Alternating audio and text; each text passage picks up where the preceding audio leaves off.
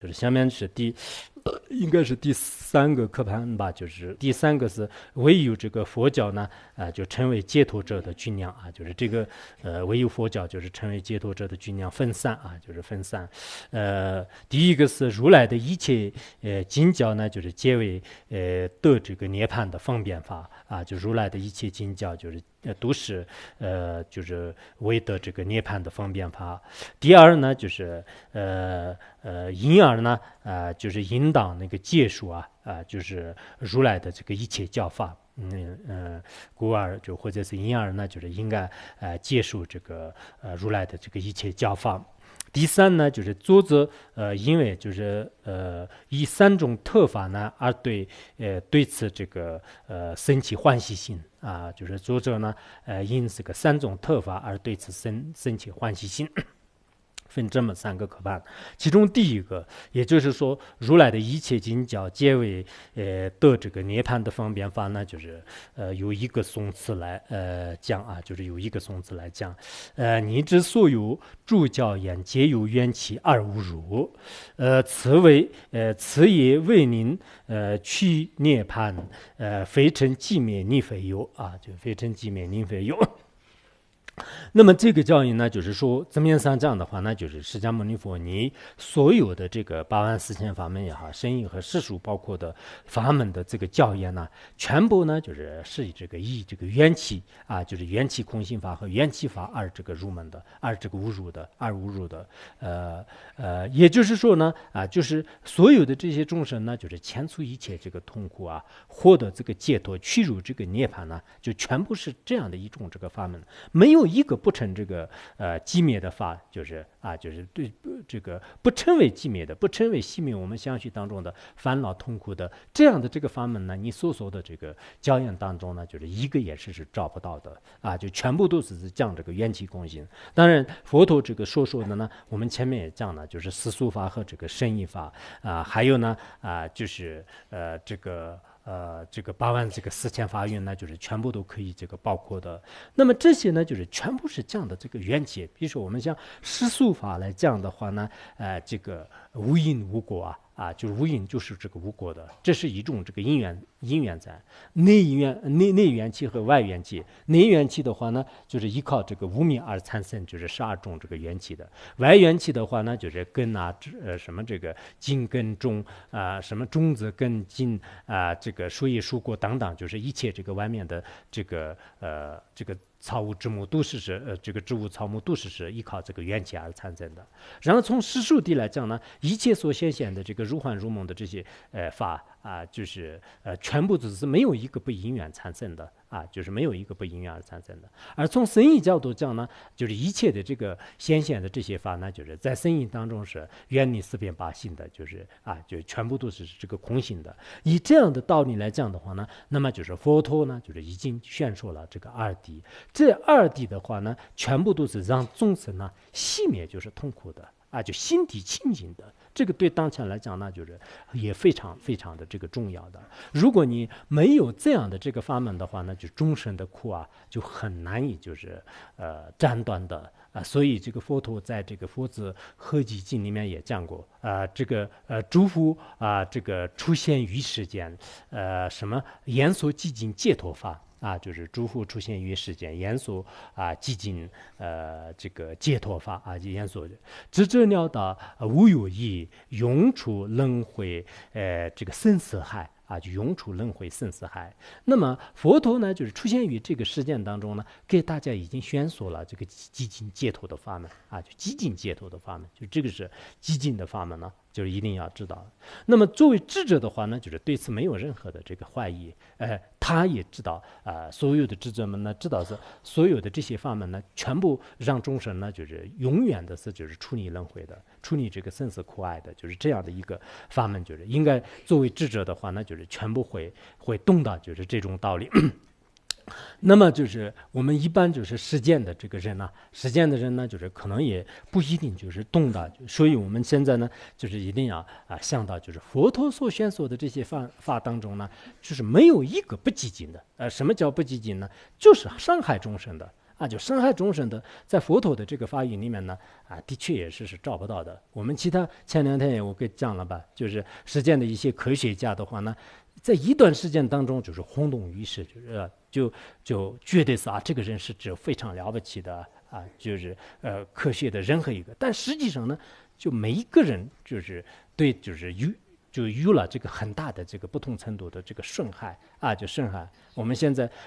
用的是任何一个电器也好，仪器也好，什么样的东西，就是只要是应用的话呢，其实直接间接呢，就是对人类是这个有害的啊。比如说我们现在就是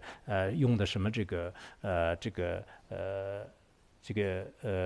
比如说汽车啊，还有这个手机啊，还有就是我们现在就是用的一些各种这个包装的这个食品啊，这些都是很多这个科学家呢，就是首先是他通过他的智慧来就是进行这个研究啊。现在我们用的手机，我记得当时那个大概听说是在40年代的时候呢，就是刚刚开始这个准备这个研究啊，就是这个手机的话呢当时是应该是在那个就是摩托罗拉和这个爱尔公司就是刚刚这个研制40年代，但是没有这个真正这个实验出来。大概是这个80年代吧，就是80年代的时候，就是他们研制出所谓的这个大哥大，就是特别重的，就是特别有钱的人呢，就可以拉的这个出来。然后到了这个这90年代啊，就是到90年代的时候呢，就是现在就是各种各样的，就是在全世界全球通。但是这些呢，就是直接间接对人的这个就是耳根呢，就是整个这个身体呢，就是直接和间接是有这个损害的，就损害性非常。而且为什么现在很多人的疾病也是就是来自于就是这些，就没有一个不损害的。就是那么食品也是这样的，当然更比较严重的，人们就是普遍认为的这个像武器啊，就这些都是不用说了。我前一段时间就讲了这个原子弹的这个事情，就是其实这个武器的话呢，就是还有这个什么这个化学武器和生物武器，这个生物武器的话呢，就是以前那个。当时也是，一般生物武器的是全部是就用的这个细菌啊，就是病毒啊，就是这些吧，就是这些，当时那个就是我记得在那个吧，就是1940年的时候呢，就是当时这个我们上汉地的这个杭州啊、宁波啊，就这些地方都是用这个日本就是当时用了很多的